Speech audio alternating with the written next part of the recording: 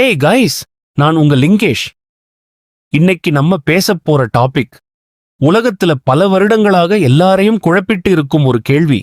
ஏலியன்கள் உண்மையாவே இருக்காங்களா? இதுக்கு இன்னைக்கு வரைக்கும் யாராலும் 100% ஆமாம்னும் சொல்ல முடியல, இல்லைன்னும் சொல்ல முடியல. சில பேர் ஏலியன்ஸ் கண்டிப்பா இருக்காங்கன்னு நம்புறாங்க. இன்னும் சில பேர் அதெல்லாம் சினிமா கதைன்னு சொல்றாங்க. ஆனா விஞ்ஞானிகள் என்ன சொல்றாங்க? நாசா மாதிரி பெரிய விண்வெளி நிறுவனங்கள் என்ன ஆராய்ச்சி பண்ணிட்டு இருக்கிறாங்க? இதுவரைக்கும் என்னென்ன ஆதாரங்கள் கிடைச்சிருக்கு? UFOன்னா என்ன? ஏரியா 51ல உண்மையாவே ஏதாவது மறைச்சு வச்சிருக்கிறாங்களா? இன்னைக்கு இதையெல்லாம் ஒன்னொன்னா பார்க்கலாம். அதனால இந்த வீடியோவை கடைசி வரைக்கும் ஸ்கிப் பண்ணாம பாருங்க. ஏன்னா கடைசியில ஒரு செம்ம இன்ட்ரெஸ்டிங்கான விஷயமும் இருக்கு. முதல்ல ஒரு விஷயத்தை யோசிச்சு பாருங்க. நாம வாழ்ற பூமியே நமக்கு ரொம்ப பெரியதா தெரியும். ஆனா உண்மையிலேயே இந்த பிரபஞ்சத்தோட அளவை பார்த்தா பூமி ஒரு சின்ன புள்ளி மாதிரிதான். நம்ம சூரிய குடும்பத்துல 8 கிரகங்கள் இருக்கு.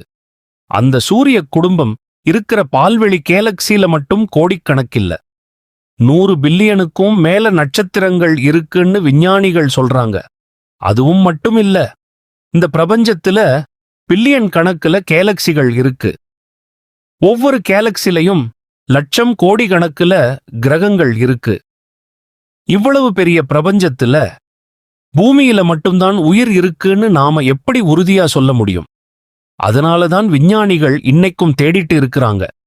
அப்போ நாசா ஏன் இவ்வளவு கஷ்டப்பட்டு வேற கிரகங்களை தேடுது?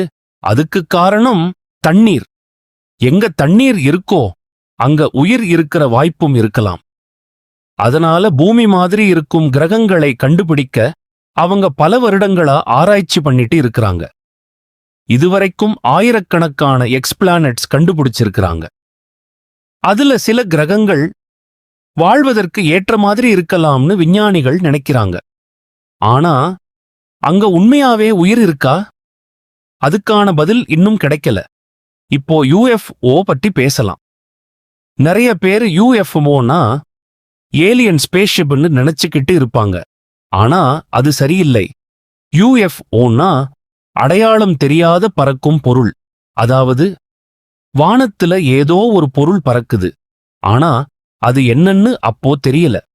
பின்னாடி பார்த்தா அது விமானமா இருக்கலாம், ட்ரோனா இருக்கலாம், வானிலை பலூனா இருக்கலாம், அல்லது இயற்கையா நடந்த ஒரு சம்பவமா கூட இருக்கலாம். அதனால எல்லா UFOவும் ஏலியன்னு சொல்ல முடியாது. அடுத்து ஏரியா 51. இந்த பேரு கண்டிப்பா கேட்டிருப்பீங்க. அமெரிக்காவுல இருக்கிற ஒரு ரகசிய ராணுவ தளம். பல வருடங்களா இதைச் சுற்றி நிறைய கதைகள் வந்துட்டே இருக்கு. அங்க ஏலியன் உடம்ப மறைச்சு வச்சிருக்காங்க, ஏலியன் ஸ்பேஸ்ஷிப் ஆய்வு பண்றாங்க அப்படின்னு நிறைய பேர் சொல்றாங்க. ஆனா இதுக்கு இதுவரைக்கும் உறுதியான அறிவியல் ஆதாரம் எதுவும் இல்லை. அதனால ஏரியா 51 இன்னைக்கும் ஒரு பெரிய மர்மமாவே இருக்கு.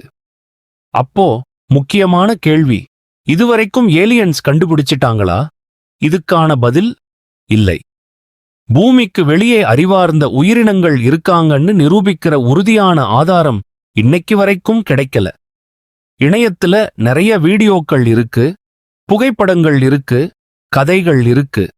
ஆனா அதுல பெரும்பாலான விஷயங்களுக்கு பிறகு விளக்கம் கிடைச்சிருக்கு. அறிவியல் உலகம் ஒரு விஷயத்தை நம்பணும்னா அதுக்கு ஆதாரம் வேணும். ஆதாரம் இல்லனா அது வெறும் யூகம்தான். ஆனா இதுக்காக ஏலியன்ஸ் இல்லன்னும் சொல்ல முடியாது, இருக்காங்கன்னும் சொல்ல முடியாது. ஏன்னா இந்த பிரபஞ்சத்துல நாம ஆராய்ச்சி பண்ணியது ரொம்ப சின்ன பகுதி மட்டும்தான். எதிர்காலத்துல புதிய கண்டுபிடிப்புகள் வரலாம். அப்போ இந்த கேள்விக்கான பதில் முழுசாவே மாறலாம். சரி, நீங்க என்ன நினைக்கிறீங்க? ஏலியன்ஸ் உண்மையாவே இருக்காங்களா? இல்ல நாம மட்டும்தான் இந்த பிரபஞ்சத்துல இருக்கோமா? உங்க கருத்தை கமெண்ட்ல கண்டிப்பா சொல்லுங்க. இந்த மாதிரி விண்வெளி, அறிவியல், மர்மங்கள் பற்றிய வீடியோக்கள் பிடிச்சிருந்தா ஒரு லைக் போடுங்க. மேலும் இதுபோல தரமான வீடியோக்களுக்கு லிங்கேஷ் அபிஷியல் 4K சேனலை சப்ஸ்கிரைப் பண்ண மறக்காதீங்க.